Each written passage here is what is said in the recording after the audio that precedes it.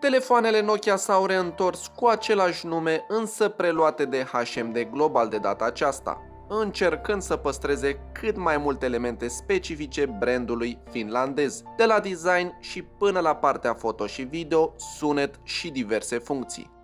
Așa că urmăriți acest video până la capăt pentru a vedea tot ceea ce vă interesează despre noile caracteristici și părerile acestui smartphone Nokia 6.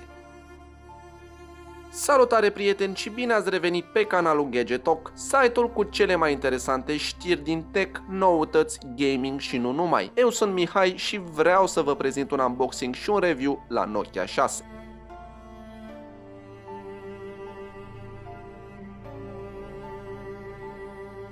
Telefonul vine împreună cu cheița de deschidere a slotului pentru SIM și card, cu manualul de utilizare în diferite limbi și cu certificatul de garanție al telefonului. În această cutie găsim căștile standard de la Nokia cu un jack de 3,5 mm, ceea ce mă bucură că nu au renunțat la el. Cu un cablu micro USB care mă așteptam să fie unul tip C. Și un încărcător de o calitate foarte bună, la fel ca și cablul prezentat de mai devreme, având o putere de încărcare de 2 mAh, ceea ce este ok. Pentru început, acesta este un telefon destul de mare și solid. Arată și se simte bine în mână cu un body din aluminiu și pe un negru mat.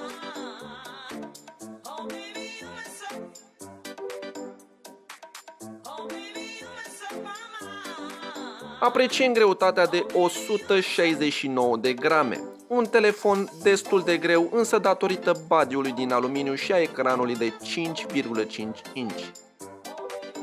Marginile telefonului sunt destul de ascuțite, chiar dacă nu suntem noi așa de împătimiți ale unghiurilor așa de ascuțite, însă le mulțumim deoarece ajută mai bine la ținerea telefonului în mână, însă per total putem spune că arată și se simte un telefon premium.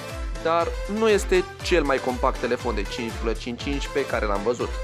Exteriorul pot spune că este cam standard, cu o mufă de 3,5 mm în partea de sus, care chiar ne bucură că au păstrat-o.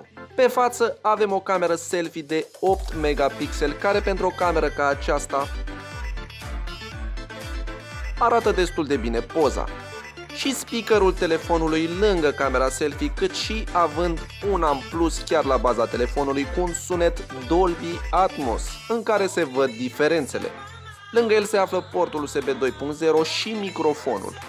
Pe partea stângă vom găsi slotul hybrid, cum se spune, pentru introducerea două SIM-uri sau un SIM și un card microSD, ajutându-te să îți mărești spațiul telefonului dacă nu-ți ajung cei 32 de GB. Pe partea din față jos avem butonul principal Home cu amprentă, care, sincer să fiu, se mișcă foarte rapid, instant pot spune. Lângă butonul de Home se află două taste tactile pentru navigare. Despre butonul de Home pot spune că este poziționat cam jos, care pentru unii pot spune că este puțin aiurea aflat atât de jos. Un telefon mid-range cu câteva specificații destul de bune, de la un body din aluminiu, cu un ecran IPS de 5,5 inch, cu o rezoluție Full HD, cu un spațiu de 32 de GB și 3 GB de RAM, dar cu posibilitatea și de o versiune de 64 de GB și 4 GB de RAM. Acest Nokia este versiunea cu 32 de GB spațiu de stocare și cu 3 GB de RAM, cu un Qualcomm Snapdragon 430, având un octa-core de 1,4 GHz, Cortex A53. Telefonul are o baterie de 3000 de mAh cu o durată de utilizare intensă de până la 18 ore și pentru o durată de convorbire de până la 22 de ore. Deci este puțin peste mediul la clasa lui de telefoane. Despre cameră pot spune că este de 16 megapixeli cu autofocus, care practic nu prea am fost așa de impresionat de calitatea pozelor. Practic, la prima vedere, pozele par ok, însă dacă mai mărim puțin imaginea, putem vedea că deja nu mai arată așa de bine și parcă nu sar în evidență așa în culori. Poate filma în Full HD în 30 de FPS-uri, fără 4K din păcate. Însă calitatea videoului este destul de bună. Sunt destule detalii și imaginea arată natural, dar la fel ca la poze, parcă nu au o strălucire. Telefonul vine cu Android 7.1.1 Nougat, customizat puțin de către Nokia. După cum am spus mai devreme, telefonul vine cu un Snapdragon 430 având un octa-core de 1,4 GHz, Cortex A53, fiind tot un procesor mid-range, însă a reușit să mențină să joci jocuri detaliate fără probleme. Telefonul nu are glitch-uri și s-a mișcat foarte fluent, scoțând un scor pe Geekbench de 2847 la multicore. Însă ce nu mi-a plăcut este că se cam încinge, posibil din cauza body-ului din aluminiu. Concluzia acestui review cu plusuri este că telefonul arată bine, se mișcă bine, rulează cam orice joc de până acum, filmează ok, cât și fotografiază ok. Cu atât mai bine că este și dual SIM. Bateria de 3000 de mAh este destul de bună pentru un telefon mid-range.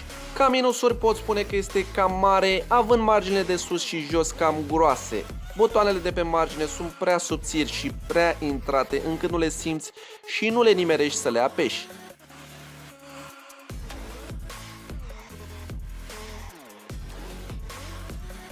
Camera principală este prea ieșită și riști să o zgârii. Marginile telefonului sunt prea ascuțite de ai impresia că te tai în ele.